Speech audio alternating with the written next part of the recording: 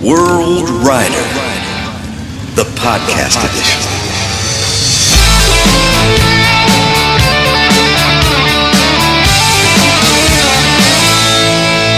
Podcasting. Who would have ever thought? Greetings, everybody. This is Allan Karl WorldRider, and welcome to the Journeys with WorldRider Podcast.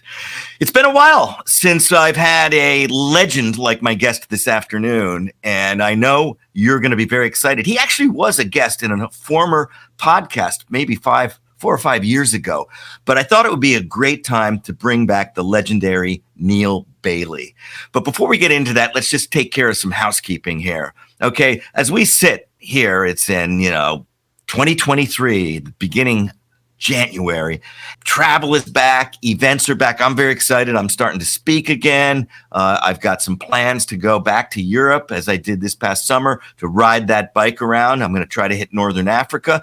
And we're going to see if possibly my guest, and I'm going to pose a couple questions to him, if there's going to be any chance I might see him as a world rider out there cruising across the deserts of Morocco or something like this. But we'll talk to Neale about that. But I am planning on things like that. And I wanted to also announce that you guys all know about my worldrider.com website, going back for more than 10 years, documenting my travel log with amazing photographs and stories of connection and people. But a lot of you might not know, I also have a website specifically for my keynote speaking business, and that's allankarl.com.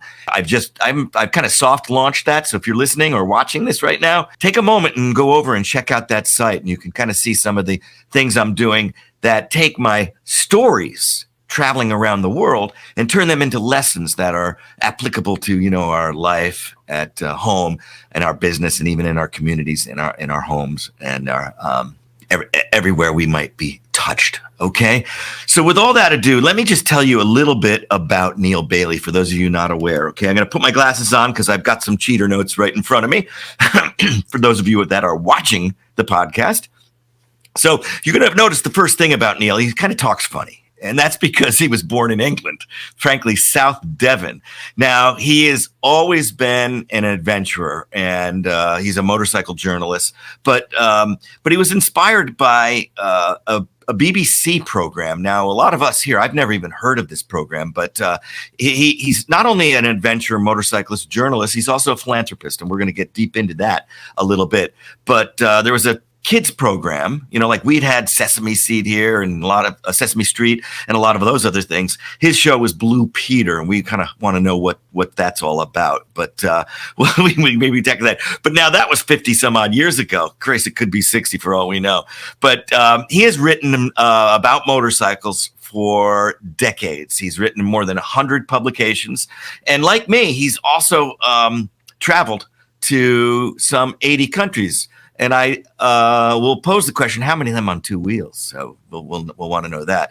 But he's not only a motorcycle adventurer. He's climbed mountains like Kilimanjaro, Mount Kenya. He's been in the cloud forests of Peru and climbed Mount Misty there. And he's not only an avid motorcyclist, but this guy rides sometimes 100 miles at a time on his bicycle.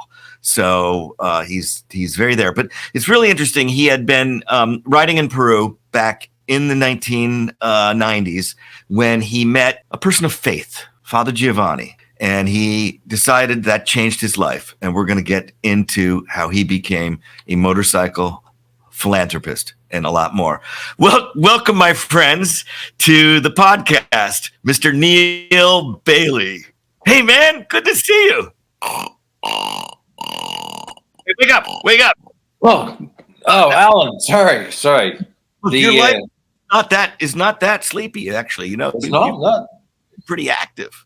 I want to know, do you ride 100 miles at a time on a bicycle? Well, firstly, welcome, Allan. Thank you for having me on the podcast. Hello to all your audience, and thank you for the really glowing intro there. It was very kind of you to, recognize some of the highlights in my life.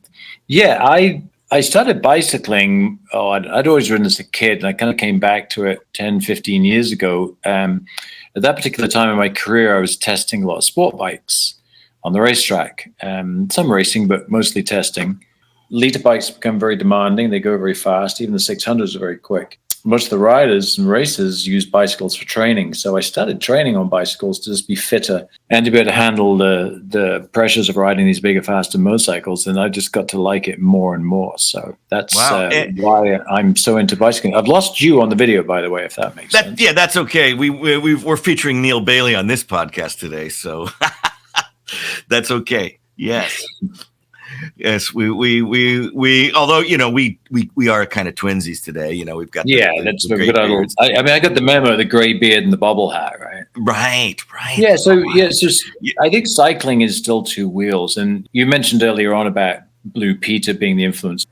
Tell us about Blue Peter, because this is something we gringos here, we Americanos don't really know. Cycling was the big thing for me as a kid. It was the freedom to leave home, go to another town, go out with your mates. And I think coming back to cycling, as much as it was a great example, there's still something that was really tapped to that childhood memory of being free, being on the bike. And, obviously I'm predominantly a storyteller. I get a lot of the leads to my stories and a lot of ideas to my stories on the bicycles. And it's usually when I'm in that kind of adrenaline mode and I've got a number of miles under my belt and I'm cranking and suddenly the endorphins are flowing and boom, a lead will come in. And that's my strong point in all my stories is my leads. It always has been, where I find I'm the strongest in writing. But it really comes back to a childhood memory. And I think that's where Blue Peter was it took me to be older to realize how important it was in my life today as a philanthropist. Because as kids, we had this incredible TV show that taught us how to do things. Every week you would tune in and they'd be making something, cooking something. Because a lot of inner city kids didn't have pets, they kind of had pets on the show. They would show you feeding the pets and taking care of the pets for children that lived in high rises or didn't have it in the inner cities. But then every year they would assign us kids to help them with a mission, or what's the word I'm looking for? They would come up with a place of need. They would go to Africa and they would identify a drought or a famine or something. And then they would come back to the studio and say, okay, kids, we need to raise X amount of dollars to buy this many Land Rovers, this many wells, this many bags of grain, this many tools, this many tractors. They would send us kids off for the summer collecting what we would now call recyclable objects, but they didn't call it recycling in those days. We might be collecting old knives, forks, and spoons that we sent in for them to melt down for the metal. We might collecting woolen clothing that they would pick to bits and recycle. So are you going like door to door asking for people for their their items they're not using anymore? Or yeah, very much so. We would build little carts and go trucking around the neighborhood. Our parents were quite happy with us roaming around the neighborhood, knocking on doors, asking for all. Knocking on strangers' doors. Imagine that. Yeah. And I've thought about this and I actually talked about it a lot over the years. We would sort of tune in every week and I'd have one of those thermometers, where your donations are going up. Yeah, to track how much money you raised. Yeah. If you actually think about the impact that we as kids would have made on the 10 Land Rovers and the tractors and the grain and all the things that they would take there. I mean, maybe we made enough to buy a few lug nuts or a couple of shovels, but we never thought like that. You just thought you felt attached to the project, even though in real terms, our input to it was probably quite small. But as a nation of kids doing it, it had a very big impact.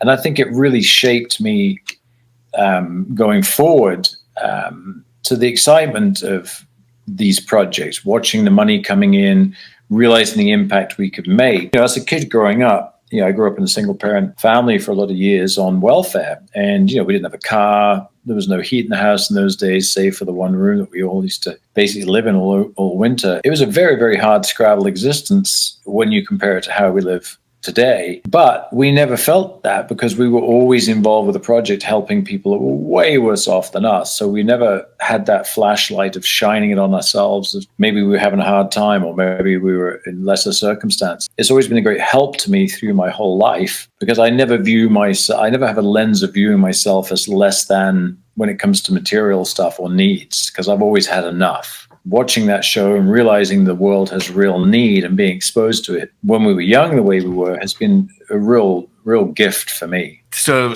Blue Peter was a collective, if you will, effort by the producers and the writers of the show to inspire people not only to have empathy and to have an idea of that the world is a much bigger place than their neighborhood, and then at the same time how they could help, and that's kind of been a thing that stuck way back. Now, when you talk about the leads for your stories. You've written about motorcycles, and the one thing I could say about reading, and so much I have yet to read about articles that you've written, but you're not. Although you've done this kind of thing, you're not just a reviewer out there talking about A, B, and C, and this motorcycle can go 6, and this one can go 7, and this one has a lug nut, and this one doesn't, or whatever. We're getting much more than just features and benefits. We're telling stories, right? And that's what I think people who have hired you, and people who admire you, and people that have followed you through your writing, your TV shows, and things like this, see that. I'd like you to dig back into some of your early articles that were story driven and tell us about how that story came to you and how that lead might have developed. Because I think this would be really interesting. Let's dig deeper into the psyche of Neale Bayly and how that genesis of those stories come out. That's an interesting question, Alan. So my very first story that I ever attempted for publication was about riding around India on Royal Enfields. And I did my very first charity ride in the Himalaya, and we were riding for Global Cancer Concern with the Fast Bikes magazine out of England, which at the time was the kind of the bad boys of the motorcycle press. They were the ones that crashed everything and did crazy things and did these mad expeditions. And I came back from India with my photos, and I wrote my story, and I had an option to sell it to Rider magazine, which is one of the bigger touring publications in America. And I had a very, very dear friend and mentor, Binny Williams. She was an older Jewish lady, and she had been around the block. Just everything from sailing boats to traveling the world to being an author and writing. And I dutifully take my printed type double-spaced story down to her to read it before I send it to the magazine. She reads through it, and she turns around and says, "It's shit, rewrite it." So, of course, I was, crestfallen because here's this great literary work of genius from the pen of Neale Bayly being eviscerated in front of me.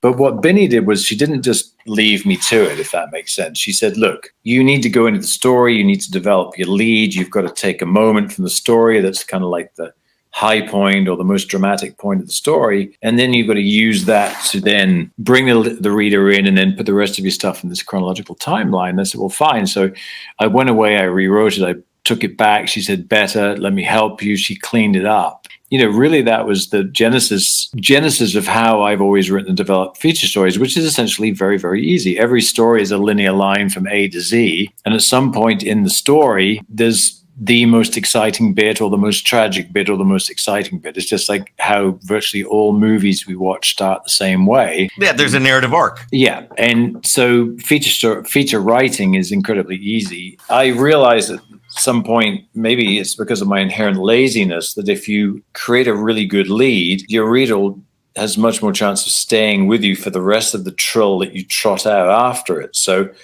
I just really focused on that. And that's, I think, in my writing, that's something I've become known for across the years is the colorfulness of my leads, if that makes sense. The colorfulness of your leads. Absolutely. Leads are very colorful. So I've really realized that they're kind of like, as you just said, the juice. There's something about them. So I know when I've got one.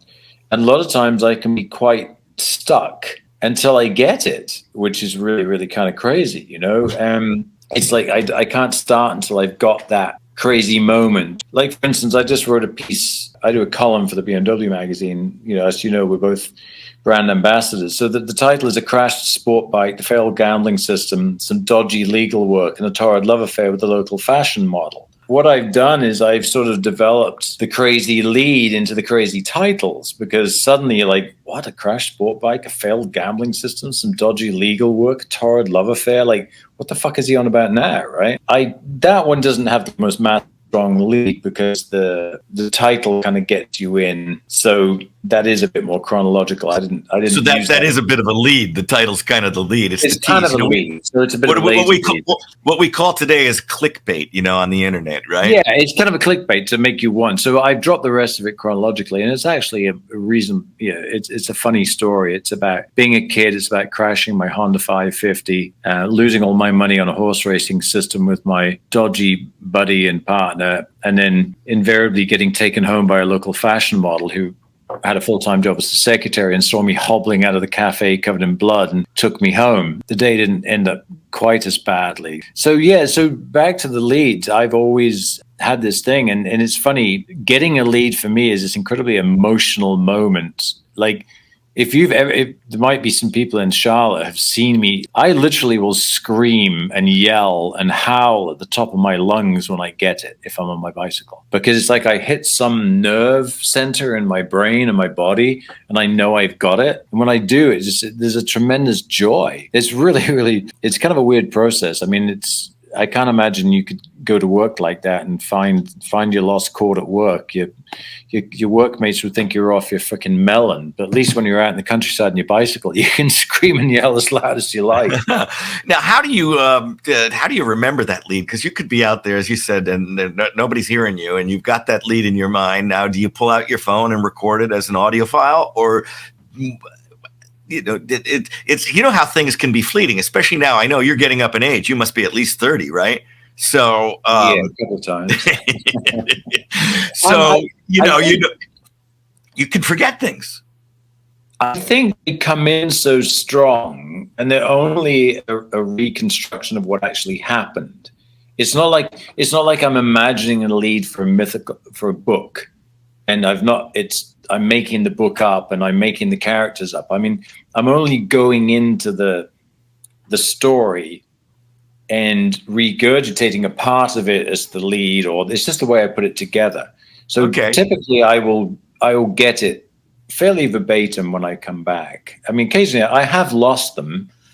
Okay. I've had a really great thought and lost it, but for the most part, I don't lose those because they're not that. There's just something about the theme of where I'm going to go with that particular lead, if that makes sense. So it totally makes sense, because I say that only in jest, because yesterday, I was running low on coffee here in the house, and I don't, I was living alone with a cat. I don't go to Costco that often because, you got to buy everything in bulk. But I do, since I drink a lot of coffee, I like to go to coffee. So I go to Costco yesterday because I need coffee. And you know what? I left with some olive oil, a couple bottles of wine, and some produce. And you know what? I forgot the coffee. It was the only reason. I went there and I came home and I was like, oh my God, Allan, you are a friggin' idiot. I mean, really. You're just oh my God. Yeah. So, sometimes I'll forget them, but for the most part, I'll get them. And it's almost like they're really, really. So I wrote about Kieran, my travel partner from Ukraine. And initially I'd written about Kieran when he was first in Ukraine when the war broke out. I wasn't there, but I was writing about him, and I was writing about a conversation we had, and I was reinterpreting experiences. So I wanted to do a follow-up story for Common Tread, the Revzilla website. I think it's the biggest motorcycle site, and Lance Oliver, the editor, has been a good friend of mine for a couple of decades. So he kindly runs my stuff, and so I've got this story to tell of, how I prepared to go to Ukraine, what it was like to travel with an award-winning photographer, how I was able to observe him. And there's a lot of mechanics in that story to get from where I left the reader in part one of him disappearing in Ukraine. The phone went dead. I didn't know where he was, so I had to pick it back up. So if you like, I can read you my lead to that story. Yeah. Read the lead to that story, and I want to come back. That's on my list of questions, is to get into Ukraine. You've jumped over a little bit. That's good, though. I'm sure there's better writers and better feature writers than me. Will, obviously have their own techniques or better than me. But if you're not a feature writer, or you're a person that wants to be writing or recording your experiences, you think I've got this story to tell, and it's from Kieran leaving Ukraine, going back to Paris. So let's set up who is Kieran. Kieran is my buddy I rode around Ukraine with. He's the award-winning photographer that I spent the summer in Ukraine with. Is he Ukrainian? No, he's an Englishman that lives in Paris. Okay, so you somehow arranged to meet Kieran in Ukraine, and you're going to ride around Okay. Now, I'd written about him in a previous article. The first article was about him in Ukraine at the beginning of the war when I wasn't there. And now I want to tie together communicating with him, figuring out all the mechanics of getting to Ukraine, going to Ukraine and working with him. Yep. You're going over there to do some philanthropy as well as some humanitarian assistance and things like that. Yeah. And okay. I kind of want to tell a story about what is it like to tail an award-winning photographer who's making what turned out to be award-winning images in Ukraine.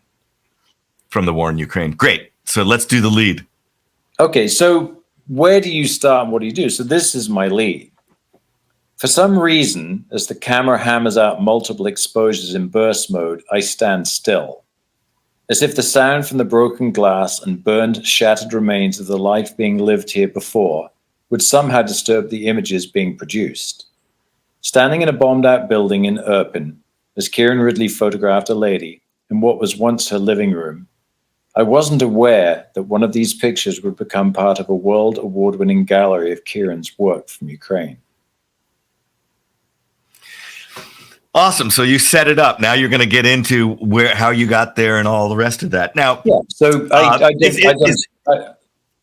Is this story online that somebody can? No, it's read? not published yet, but it will be. So then I just jump. So what we'll do, just for those of you listening in and tuning in, is once it is, I will put the link to that article in the show notes here, so you can read that. It sounds fascinating. I want to go back because we're kind of have this kind of neat little diversion from motorcycles into riding, and I was wondering, in the last say 3 to 4 months, one of the biggest what people are talking about, call it controversial now, is this artificial intelligence, AI, and this new thing called Chat GPT.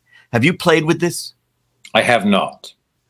So this is it's very interesting because a lot of people are saying, well, kids in school could put some data into this. It's a basically an artificial intelligence that can write for you. You can ask it, write me a poem about, motorcycles on the Nile, and boom, boom, boom, it's going to throw you a poem out. You could ask it to write about Kieran riding around Ukraine, and it will write a thing. So a lot of people, particularly teachers, people in education, are worried that people are going to hand in term papers and such that are authored by a bot. That's essentially what this is.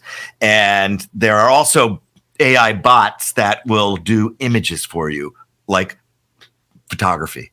And so we're seeing computers kind of move into that creative space. And, there's another motorcycle journalist, Carla King. I'm sure you know her. And she just wrote her latest blog post, which I'll also put in the link down there, kind of talks a little bit about, there's the good and the bad and the ugly about these new chatbots that can write for you or create images that you may want. And it's very interesting. So I thought it would be a neat little diversion if you had played with it, but maybe we'll do a part 2 of this podcast and have you go back and see how it writes a lead for a Neale Bayly story. And it would be very interesting. Maybe that's the way of the future. I mean, my kids text, they don't read stories. They watch TV. I grew up with a fountain pen and blotting paper and a jotter. And, how many kids went through school with one of these in their hand, right? I mean, life changes. I mean, I think we're inherently all storytellers at some level. I mean, go into any park, any restaurant, go for a walk on any greenway, and what do you hear? Well, I mean, the thing is, she said to her and he said to her, and I was saying to him, we're all telling stories all the time. We're narrating our life as we go. So, but what if people don't want to create original stories and you can stick it into a computer and the computer gives it to us? Does the reader know any different? I don't know. I can't answer that. I know I'm a storyteller and a writer. Well, yeah, it's the creative process here is that you were just, we went into, riding the bike and developing a lead and also, having the experience is the root of all of this. But now how you tell that story is certainly part of that creativity. Your opening for that story on Kieran, the award-winning photographer, is brilliant because it does grab you, get you in, and that's what it does. that's what a good writer knows how to do. A good storyteller. I'm a storyteller. I'm a writer. I've written books and articles, and I've also I'm a speaker. I tell stories, and you are too. On stage, which is a whole different thing. I want to go back. Was her name Minnie? Your mentor? For your first article? What was her first name? Binnie. Binnie Williams. Okay, Binnie. So Binnie becomes a mentor to you, right? And really kind of grooms you a bit for this work, this life, this career, this really rich career and life you've had in writing about motorcycles and places and people. It's always, I interviewed not long ago here on the podcast one of the greatest travel writers, not a motorcyclist, but Tom Miller, who wrote the Panama Hat book, which was just absolutely incredible, following the genesis of a hat made in Ecuador, not in Panama, but anyway. And one of the things he said as well when he first submitted his book, not that book, another one, the editor who had kind of commissioned him and said, do this thing, told him the same thing. This is shit. And made him go back. We all need a little bit of mentoring, don't we? Allan, it's interesting because I think there were two things that came out of that thing with Binnie Williams that have stuck with me in life. One was the need for the mentor and truth, but so much the authenticity, because you can have someone turn around. And the thing is Binnie was she didn't speak very eloquently. She spoke quite short sentences. She was not a person that used a lot of words. I mean, she was very to the point. What she didn't do was leave me hanging out to dry by saying, it's shit, rewrite it. She did coach me through it. But what was really fascinating was a number of years ago, or a number of years later, I was stuck on an article that I wrote for Ultimate Motorcycling about my experiences in Peru. And specifically, the relationship of how much adventure travel and how much message about meeting Father Giovanni that you alluded to in the beginning, how it changed my life, what the philanthropic component of the story was.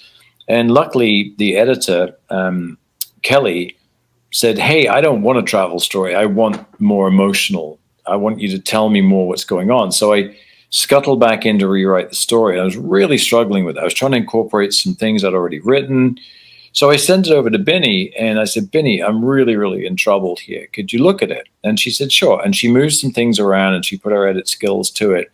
I sent it off to Ultimate Motorcycling. They loved it. I called Binnie back, and I said, could you check through this? And she said, look, you're a lazy writer. Finish the story as strong as you started. Which is great advice, because I am a lazy writer. I feel like once I've got the lead, I can string them along with the rest of my shite and they'll follow me to the end. So I did finish strong. She looked and she said, this is excellent. Send it off.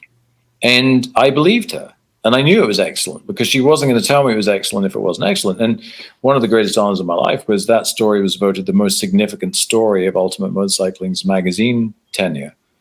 Wow. They did awards for different stories. It was the most meaningful story that they ran. So there was something really beautiful about Binnie's authenticity that I just knew to trust her grading, if that makes sense, because of her initial reaction to me. So it was another very important story in my life. She was there for the first story I did, and she was probably there for the most significant story I did. Terrific. Wow. So, hats off to maybe Panama hats off to Binnie for I think for Panama hats. Hey, I want to come back to some motorcycling. You've ridden all kinds of motorcycles in the glorious career of doing that. Motorcycles that were given to you to go out and try. I'm very curious. We just want to do a couple of quick flash questions to you. How many motorcycles have you crashed? Many. Many is 10, 20? I have totaled 2 test bikes. You've totaled 2 test bikes. Totaled 2 test bikes. And what were they for our fans out there? Want to know what were the 2 test bikes? One was an Aprilia RSV Miele, the V twin, before the V4s came out, with full carbon fiber, all the wheels, the terminal pipes, the whole 9 yards. And I completely toasted that. And the other was an R6, 05 R6. An 05. Then I dinged up numerous test bikes, low sides, racetrack crashes, dirt bike crashes, street bike. In my career, I actually didn't have a lot of crashes. The Aprilia Miele crash was actually not my fault. It was a product design fault. They put the side stand in the wrong place. They had modified it for the press intro, which I didn't attend because it was dragging in the left-hand corners, and they knew it, and they moved the side stand to a different place in Europe and America. So they started to modify it for the press test, but the one I had didn't have a modification. So I'm on race compound tires. I'm doing a $130 through a fast left-hand corner at the Florida racetrack, and the thing dug in and spat me off. And then a year later, those fingers were still broken, not functioning very well. And they drug on the front brake lever, caused the second crash. So, technically the second one was my fault because it was my fingers, but I do count those two crashes as unfortunate because of the equipment failure, in my mind, helped cause the second one. But I don't think I had a significant road bike crash in 20 years of testing bikes, but a lot of stuff in the dirt and a lot of stuff in the dirt. Oh yeah, always curious there. Speaking of side stands, what's your take on side stand safety switches? I'm just used to them. You're just used to them. Yeah, until they don't work, and then I hate them, and then you can't start the bike. No, it's funny. I grew up without them, so.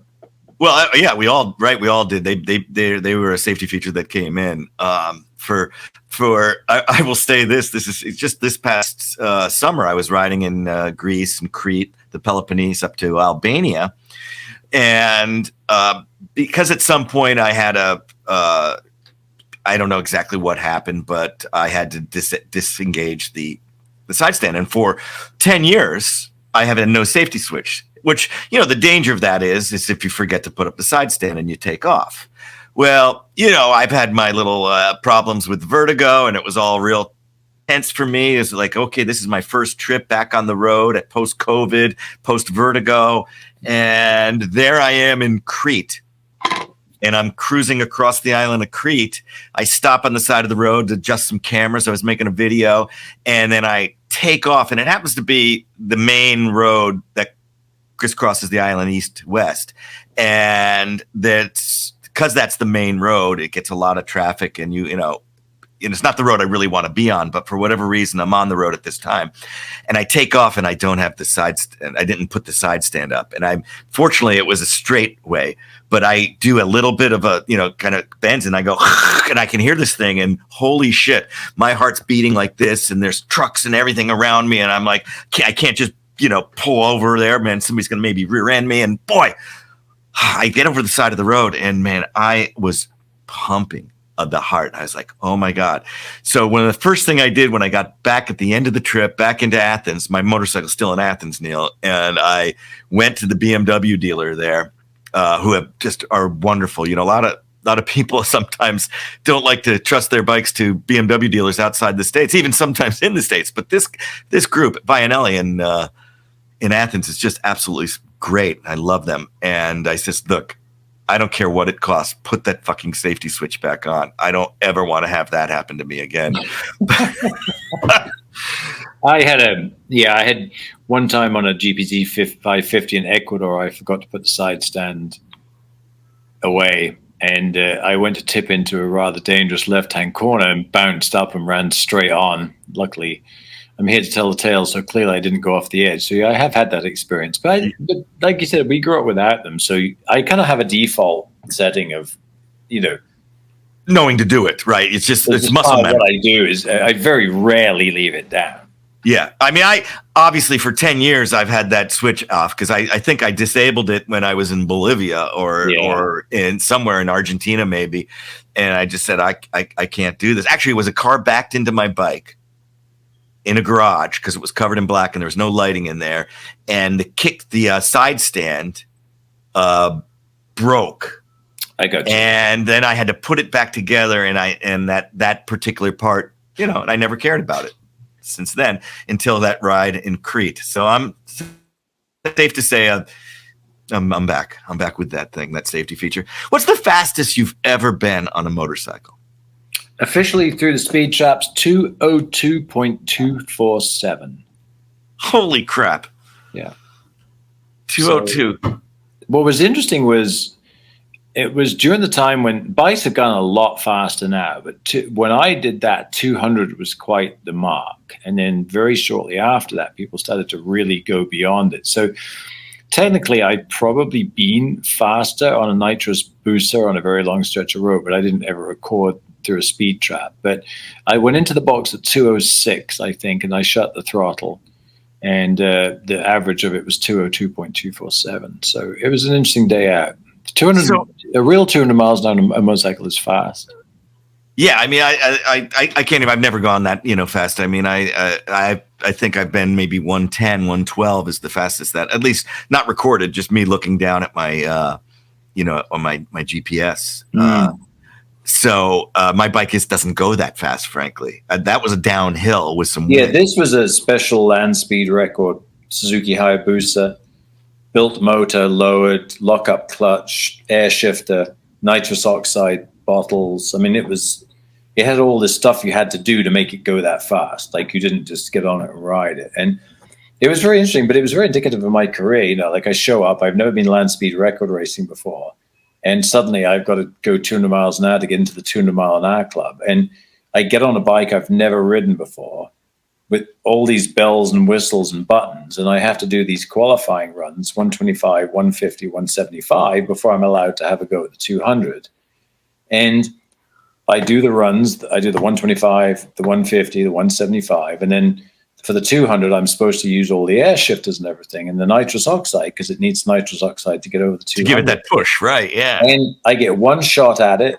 I pull it off. I go through the box. Everything's great. I get my record. And they take the bike off me, and that's it. So I never rode it again. So essentially, if you count the mile back up to the start line, I literally put 8 miles on that bike, and I made 6 gear shifts down. I mean, I made 24 gear shifts coming down and about 10 on the way back. That was it. That was my whole experience. And then what was funny was, where was this?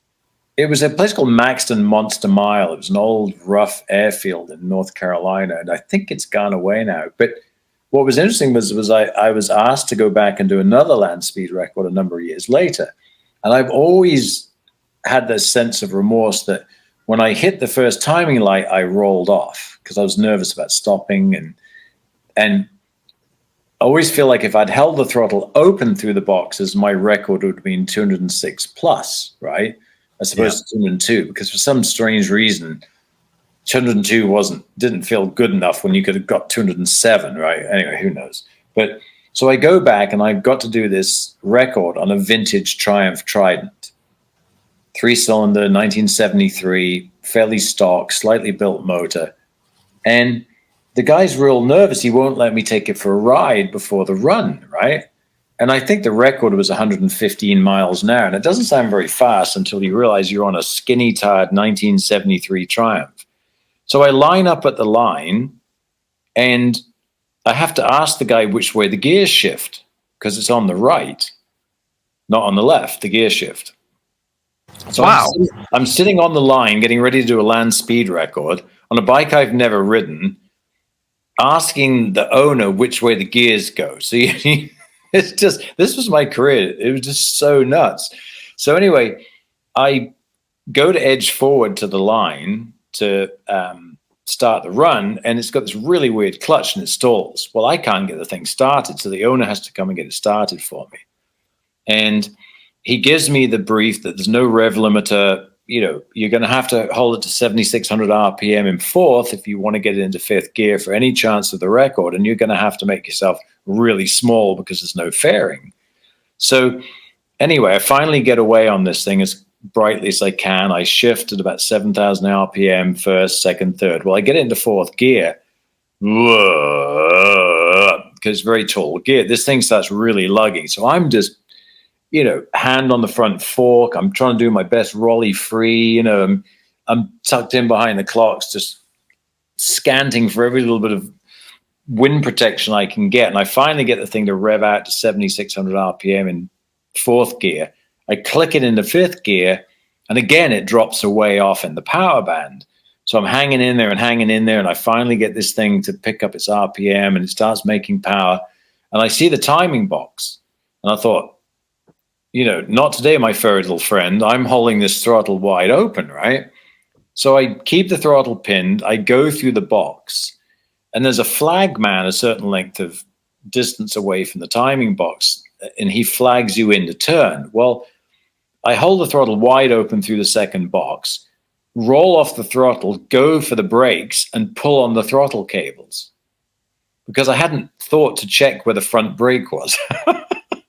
So now I'm doing 117 miles per hour on a wobbling vintage motorcycle, backfiring on the overrun, go blowing past the safety box where you're supposed to turn, and I'm heading towards the barrier at the other end. The guy's just looking at me completely bewildered that a vintage bike could go fast enough to not stop at the turnout point.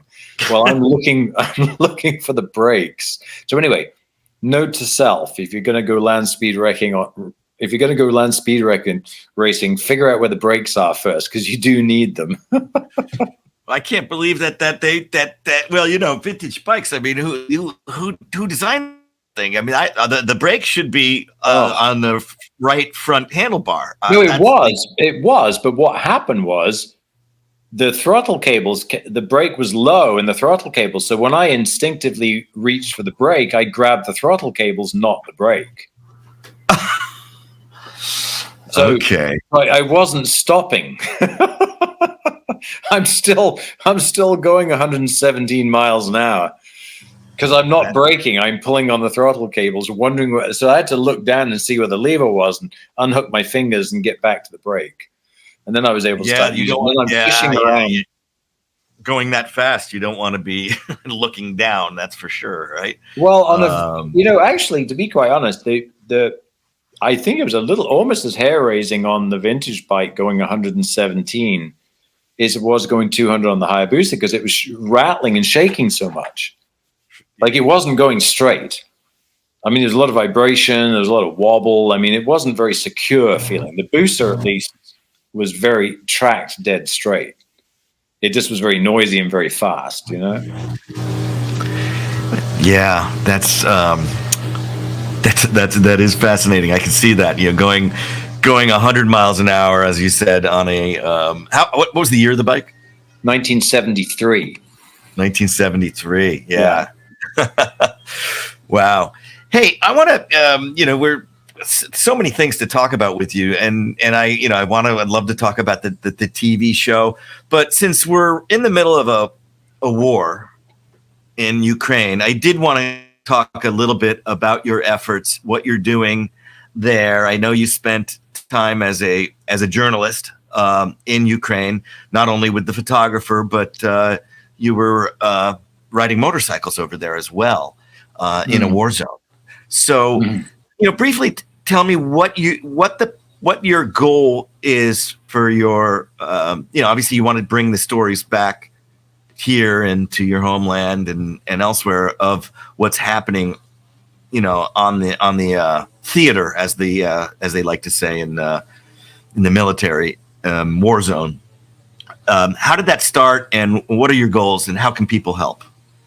Well, I think if we just go back to when we were talking about story leads, the war started for me when my buddy Kieran Ridley called me in February, in the beginning of the war. He was in Western Ukraine in Lviv, and he was photographing the refugee crisis. And there were 30-mile lines of refugees trying to get out of Ukraine, and the access to make his pictures on the border was really difficult in the car. So he bought an old cheap Chinese motorcycle, and he was using the bike to literally just go past 30 miles of cars, and the bike was misfiring, and it was wobbling, and it was freezing cold, and he was under a lot of pressure in the early days of the war. So you can imagine a lot of times at the military checkpoints, they were very nervous that he could be a spy. They would look at his memory cards, they would look at his press credentials, they'd literally tear him to bits.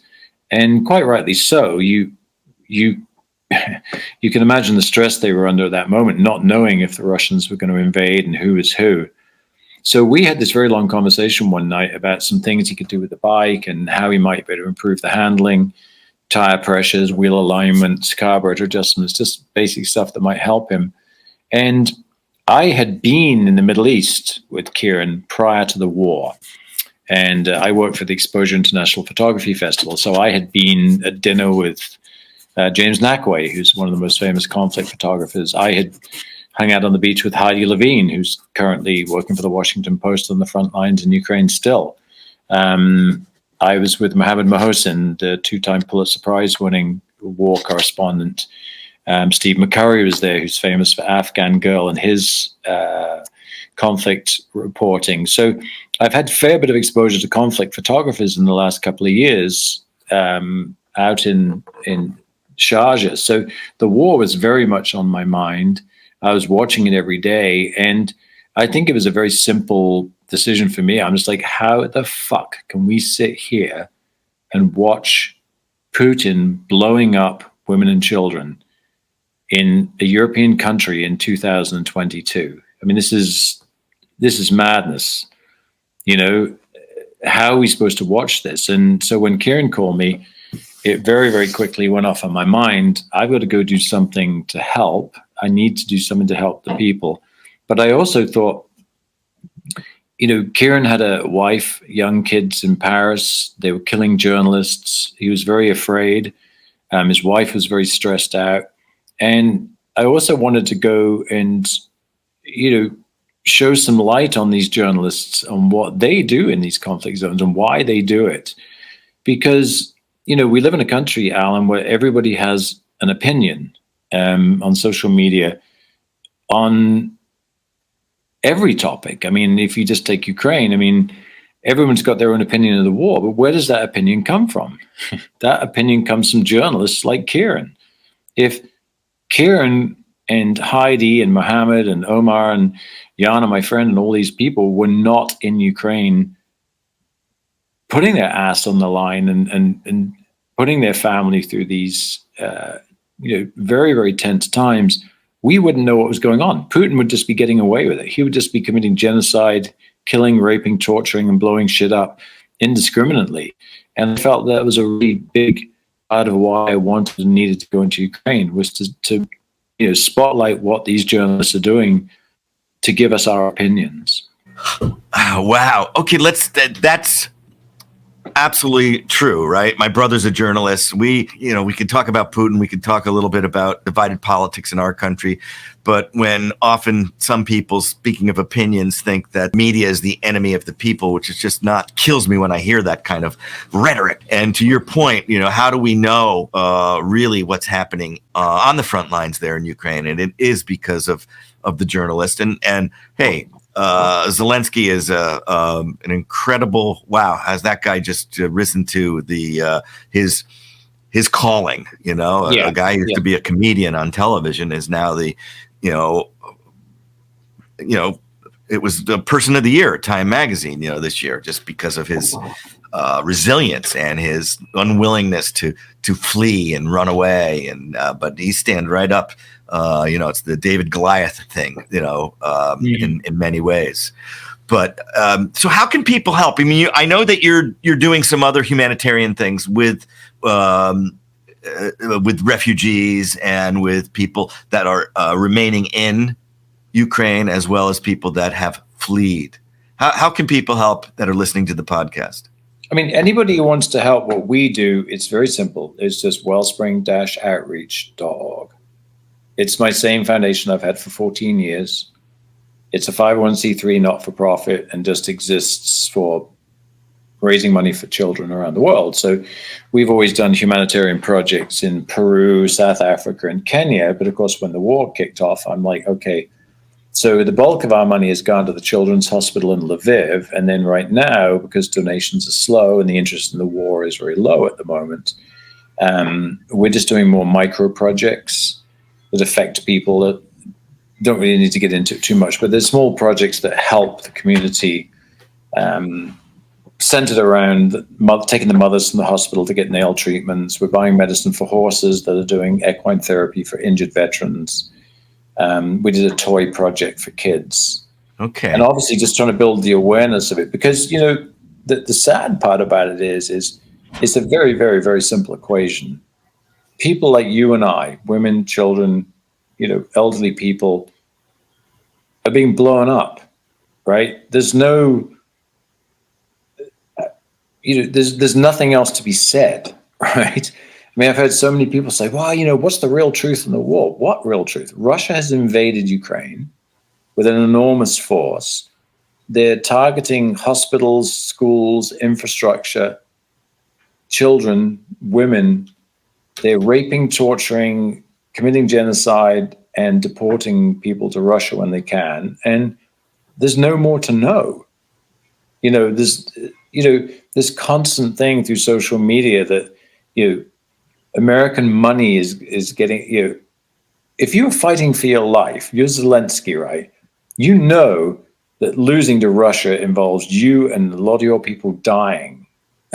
Every damn dime you've got is going towards defending yourself, because the only thing you've got is your life. This concept that, you know, Zelensky's buying holiday villas or his wife's going shopping, and just this absolute bollocks that gets spread around for some reason. Well, clickbait, make people money.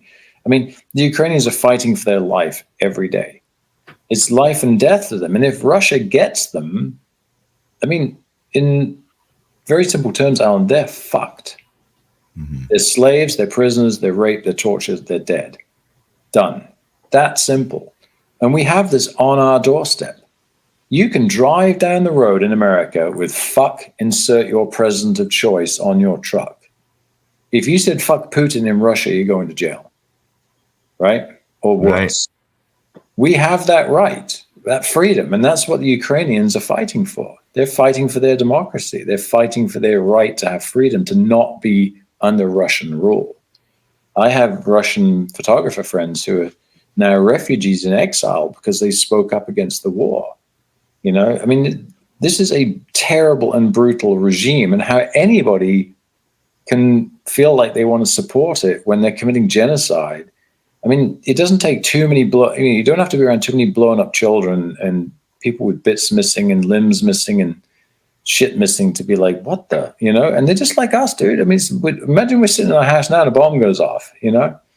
So that's why I had to go. I had to tell the stories. And I think one of the things I really felt, look, I can't stop the war and I can't fix it, right? But I can listen to somebody in Ukraine who needs to tell me their story. And maybe that makes them feel better. And maybe that allows somebody in the Western world who follows me to want to step in and give me some cash to help them. You know, we've bought light systems, we've housed old people, we've given money to hospitals for kids. I mean, everybody's incredibly grateful for what we do, what we're able to do, as small as it is. So that's what I had to do. I had to, and then the hope for these people in these incredibly difficult circumstances that somebody might care. You know, that's really what my hope was. And I was very, very cognizant. I had a brilliant fixer who was incredibly interpretive. And when people told me their stories, we gave them their time. Sometimes we would sit for 1 or 2 hours with people. You know, sometimes people just want to be listened to. Yeah. Yes. Yeah. We all want to be listened to. We've had a bad day at work. Our kids giving us shit. We don't like our boss. What do we want to do? We want to talk about it. Yeah. Your home's blown up. You're missing limbs. Your family are dead. Yeah. You want to talk about it. Yeah, you do. So Wellspring, give us that URL again. I'll put it in the show notes as well. Yeah, same as everything. Wellspring-outreach.org.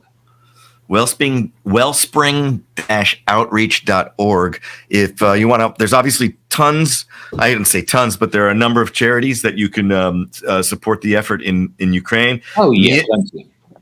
Neale's is focused on the children and very special. So go to wellspring-outreach.org and see if that talks to you. Know that you're supporting, democracy and the ability for, and you've been on the front lines, Neale. I've seen the photographs of you in war, blown up people's houses, and absolutely crazy. So it's I don't want to just push that back under the carpet and move on to a new subject because it is so important. But we got a few more minutes in the podcast. I thought we'd just come on here and talk about what's next for Neale Bayly. Will we see a Neale Bayly book?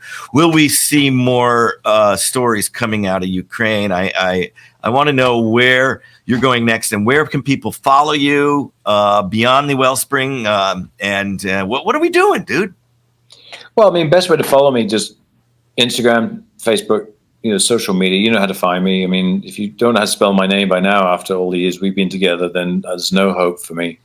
Well, a lot of our viewers don't know you. So it's Neale. It's a very unique spelling. Neale Bayly, Bayly. And so, yes, people do need to know how to spell it. For me, I'm already following you. I'm trying to let our WorldRider listeners to find you. It's the most fucked up name. Like, I can stand there showing people it on the phone, right?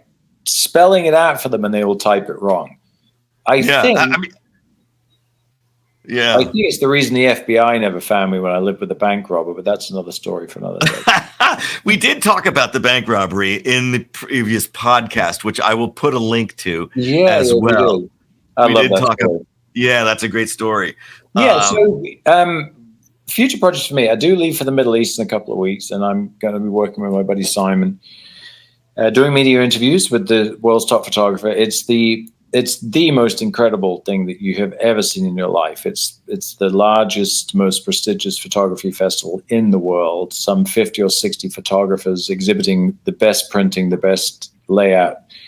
Most photographers are blown back because they've never seen their work like that. And this is where you do get to rub shoulders with the Steve McCurrys, the James Nacoys, the Paula Bronsteins, Brian Skerry, David Dublé, all of these just amazing photographers, and more and more and more will be there. And then my buddy Simon, who runs it, we might take. I hear the cat. Yeah, that's my cat, Dar. Hey, Dar.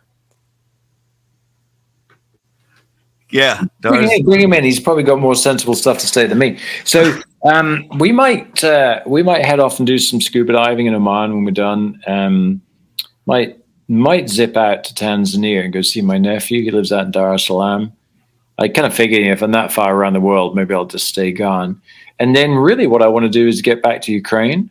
I worked with an amazing film crew, an amazing fixer. Obviously, Kieran won a Pulitzer World Award for the photography, which is just mind-blowing photography. So my next article that I read you the lead for is really about following him around, watching what he did, how he did it.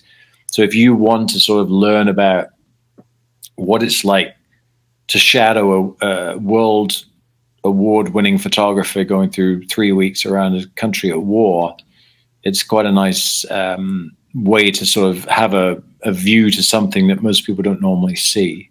Yeah, and we will put a link to that. Once it's published down in the show notes for sure. So that's really a big hope is I can pull together a TV crew.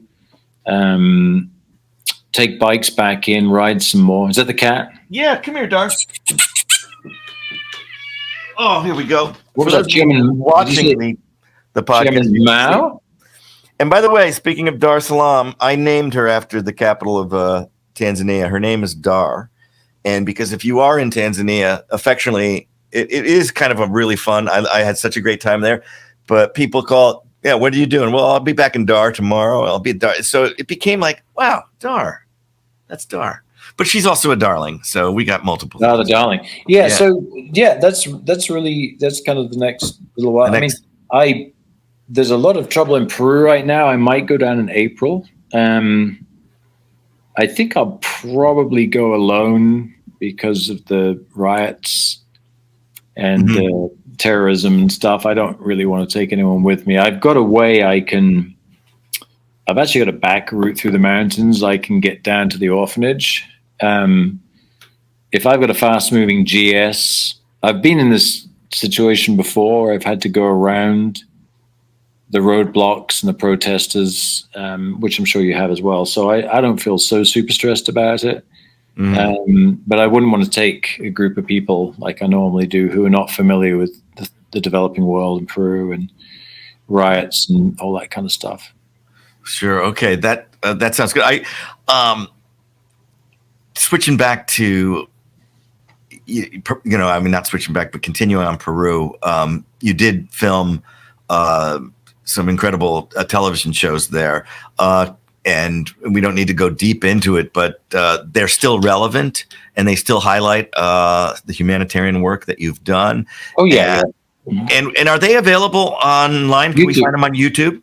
Neale Bayly Rides YouTube, yeah. Okay, Neale Bayly Rides on YouTube. So if you guys want to see some real incredible stuff, it's kind of sad that both Neale and I have hosted TV shows, but yet we're only relegated to looking at the past episodes. But Neale, I'm going to Crete. I'm going back to Greece and then probably to Crete again because I loved it, and eventually seeing if I can hitchhike a ride on a boat with a bike across to northern Africa, to Tunisia, Algeria, and then maybe into Morocco. What are the chances that I might find you over there this fall? They're not. It's not absolutely out of the question because Simon, my buddy that runs Exposure out in the Middle East, is from my hometown, and I have not been in my home. Was in Scotland last year seeing my sister after Ukraine. I needed to decompress a little bit before I came home. So so it's not improbable after Ukraine that I might not head back to Europe and be around. So I don't have a bike there anymore, but I mean, never say never. I mean, maybe I could talk you into coming to England. Yeah, exactly. Well, there. I guess what we like to say is there are possibilities. Well, the thing is, if you're in Morocco, I mean, you can run across into Spain, and then just get out to. All you got to do is get up through Portugal to get on a boat, right? Yeah, go to Roscoff or something and come across to Plymouth. I mean, there's a night boat that'll take you back. I mean, you're not that far away from my hometown. Or alternatively, I'm not that far to come down and find you. You mentioned you're nervous about going to Peru and worrying about upsets and military checkpoints and all that. But here's the problem for me going up to your former country there up in England. Well, if I do take that bike and I go from Portugal over to where does it land? Oscoff? Yeah, I think if you go to Plymouth, you can go from Plymouth to Roscoff. It's just up in northern. It's up on northern Portugal, southern Spain there. So you remember that shifter that was on the wrong side? Yeah, that you rode. The problem, once I cross over there, I'm going to have to ride my motorcycle on the wrong side of the road. Yeah, but here's the thing: on the motorcycle, at least you're in the middle of the road. It's not the road. That's true. That's true. Yeah, I never, obviously all through southern Africa, I was on the wrong side of the road. And it was a little bit liberating once I crossed speaking of Tanzania, crossing from Tanzania, which you do ride on the wrong side of the road there, over into Rwanda, which you finally go back where you were comfortable, right? Exactly. Yeah, too funny. This is great. Well, I know that you also host a podcast every once in a while. Share us about that podcast because you had me on as a guest recently. Yeah, so my buddy Arthur Colwell, who used to do the print magazine Ultimate Motorcycling, he moved Ultimate Motorcycling to an online thing, and then he started a podcast called Motos and Friends, and it's the biggest, most successful motorcycle podcast in the States. I think it's bigger than the next 5 casts put together. It's really, really well done. What's the name of it again? Motos and Friends. Motos and Friends. And that's on Apple Podcasts, all the usual Spotify. All the big platforms. And what's nice about it is you get a bike review in the beginning. So they're very current on latest models. And then you get the Friends part, which is where I will do them and Arthur will do them. You'll get to actually get into somebody like yourself. So when I interviewed you, you'll be on the Friends part.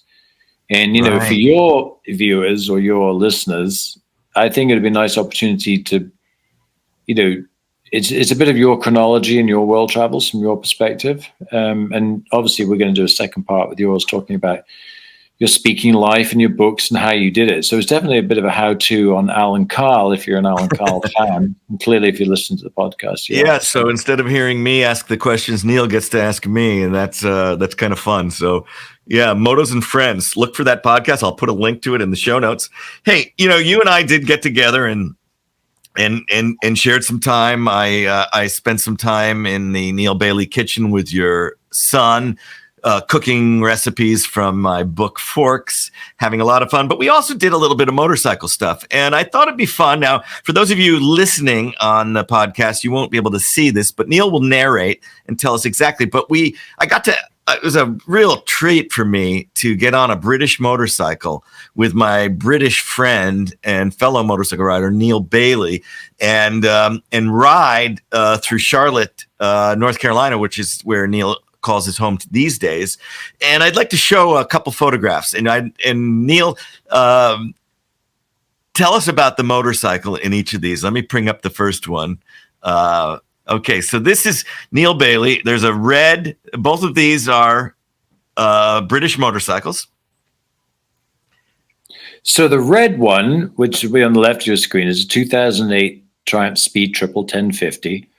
And we built it for the Speed TV network when I was doing TV for the back in the day. So it's a little hard to see, but it's the colors of the network, all computer matched with the logos. So literally on the gas tank and the belly pan is the Speed logo. So it was a quote unquote Speed Triple, which, Triumph quite liked it. That bike was, it was a bit of a tart. It went on MotoGP. It was in a bunch of magazines. So it's got carbon fiber wheels, full Öhlins race suspension, which was all custom built up in Hendersonville here, lowered gearing, rear sets, Spiegler bars. Now it's got hydraulic clutch conversions, levers. It's got unrestricted air filter, and it's all been dyno tuned with an Arrow titanium pipe. So it's one of the most pleasing motorcycles to ride. It's not super, super fast. I mean, I don't know that they made a lot of horsepower, but it is absolutely one of the smoothest, sweetest bikes. The BST wheels, good Continental tires. It's just such a pleasure to ride. And, I've had it obviously since 2008. So you got to ride that. And then the one on the right actually is not a Speed Triple. That is a Triumph Daytona T595. And it had all the usual car modifications where some twat went and backed into it and knocked it over. So I converted it to a Speed Triple with the upright handlebars, the lowered gearing. It's got full race suspension, done by Traction Dynamics. Mac McAllister did that probably, nearly 25 years ago or 20 years ago. And it's great. It's never been serviced. It worked. The suspension works fine. I mean, it's never leaked. It's just got a number of upgrades, lowered gearing. I don't know if you can map those, but it's definitely, my buddy had it in the shop and done a bunch of work to it. And I actually prefer it a little bit over the red one because it's more visceral. It doesn't work as well. It doesn't handle as well, but it's got a smaller engine. It's the 955 Moto, but there's just something more soulful about it than the red one. I don't know what it is.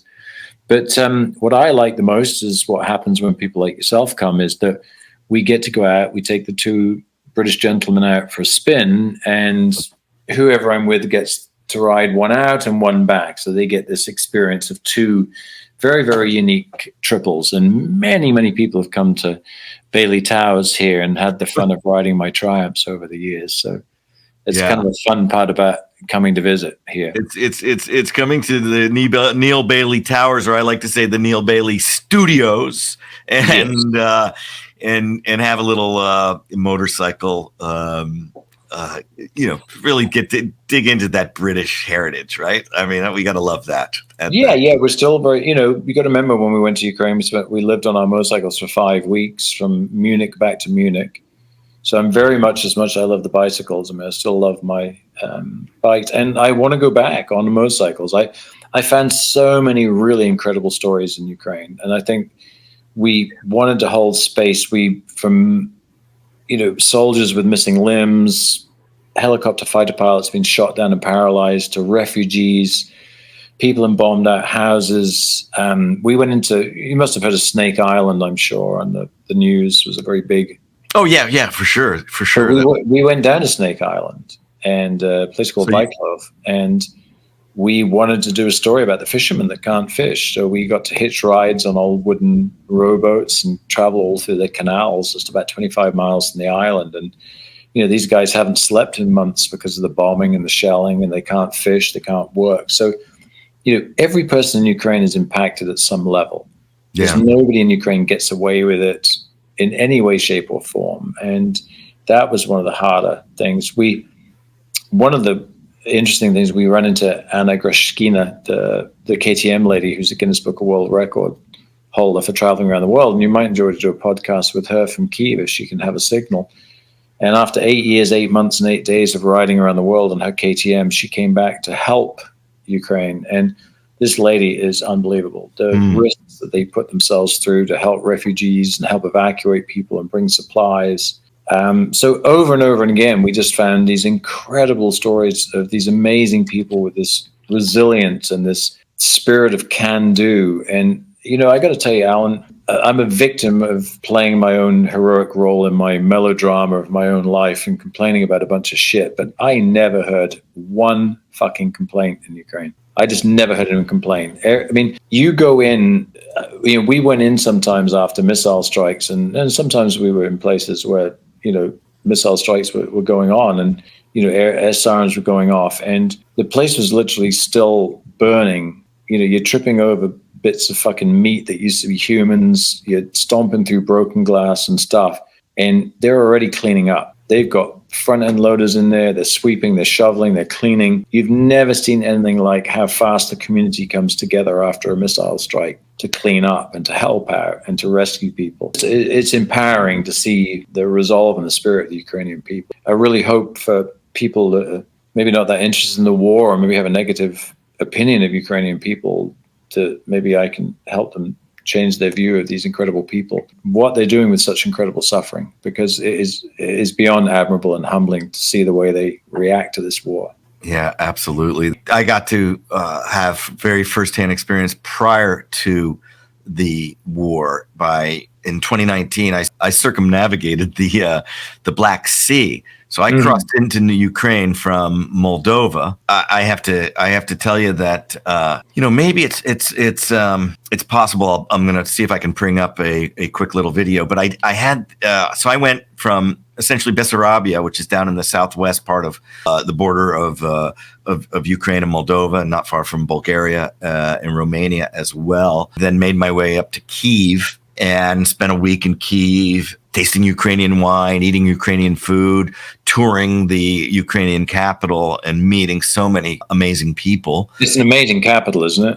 Oh, it's so beautiful. I mean, every time I see something more get bombed out there, it kills me. I heard that bridge from the Freedom Park, that kind of a no man's land bridge that I forget what it's actually called. That got damaged, and they had to close it, and I think they've repaired it. But you know what I'm talking about, right? That gorgeous park that you get above and you can see a walking bridge. I'm talking about the walking one.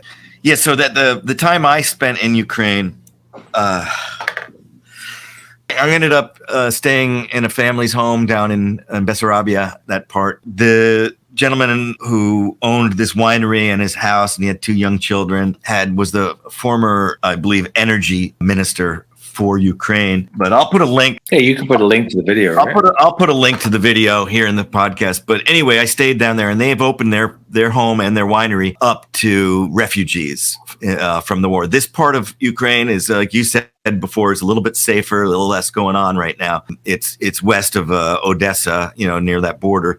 And so it's a safe haven for a lot of people. And I'll put a link to their website and their Facebook page down there as well.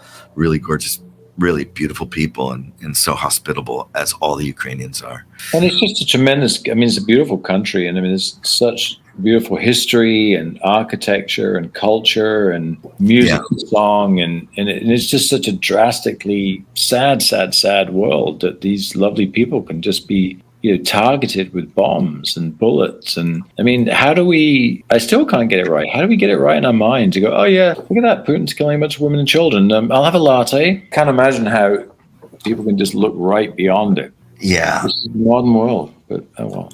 Let's all stand with Ukraine. A lot of links here for you to check out. Neale Bayly, what a pleasure to talk about. We never know where our conversations are going to are going to go. But it's so great hanging out with you. And I love the stories on the motorcycle. And of course, your humanitarian philanthropy is just always heart-wrenching. And I thank you for what you do. More people need to know about the work you're doing and help supporting you. So I hope listening to this podcast, you'll check out some of the links. I always ask this question at the end when we're closing up a podcast, Neale. What question did I forget to ask that I should have asked you? That's a good question. I think we covered pretty much nothing really more to cover, I don't think.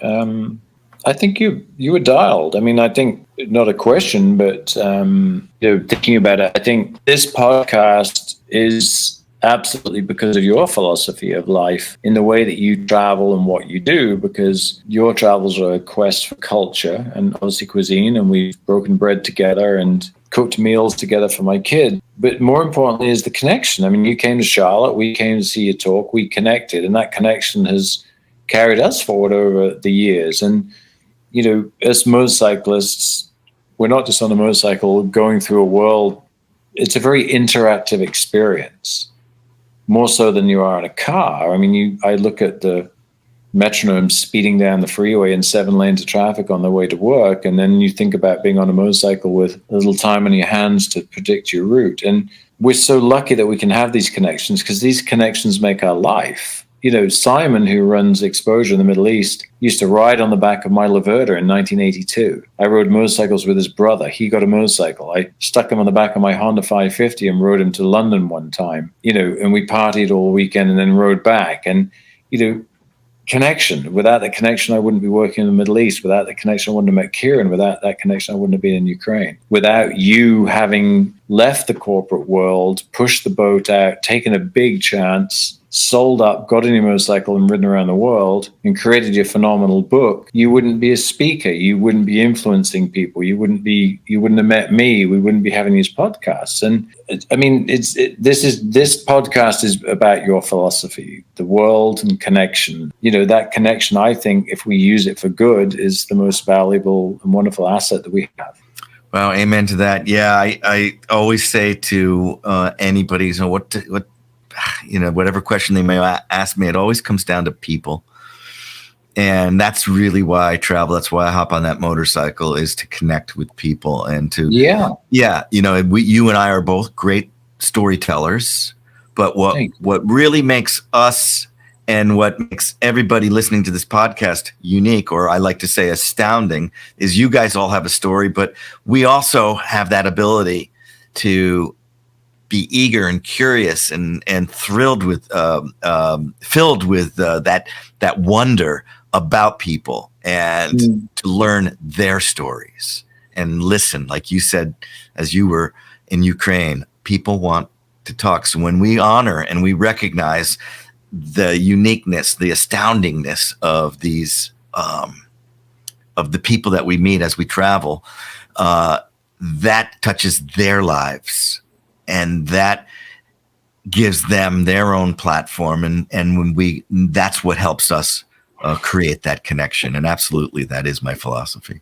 So thanks. Yeah, we've carried away some just amazing stories. I mean, bravery and heroism, and you just like, they're such gifts, and that's why I'm glad that you recognize that and you live your life for that. I mean, you were in the corporate world, you've done that whole sketch, and you've chosen to live your life this way, and I applaud you for it. I'm sure a lot of listeners, motorcyclists and travelers and adventurers, and hopefully I'll see you guys down the road somewhere. So, thank you very much for listening and giving us a forum to spout our shite, as they say.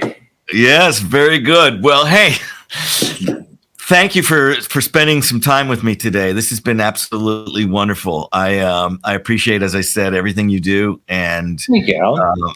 We'll certainly probably have you on again, because we never get into. There's always more stories, as we say. I couldn't do what I do without my donors, without the kind people that give generously of their time and their money, the volunteers on my board, the volunteers in my organization. It's not just me. I would not be doing what I was doing without the help of many, many, many, many people. So all of you who've donated and helped me, it's really appreciated. It allows me, the greatest privilege to go and help and serve these people when they need it most. Yeah. Well, thank you again. This is Allan Karl with Neale Bayly, Neale Bayly Rides. Look for him, wellspring-outreach.org, and Neale Bayly on all of the usual suspects for social media. Obviously, you know where to find me. This has been the Journeys with WorldRider podcast. Thanks again to my guest, Neale Bayly. Tune in next time when we are somewhere wild in the world or have another very exciting guest. And thank you for listening. I appreciate all of you supporting these WorldRider podcasts and YouTube channels. Thank you.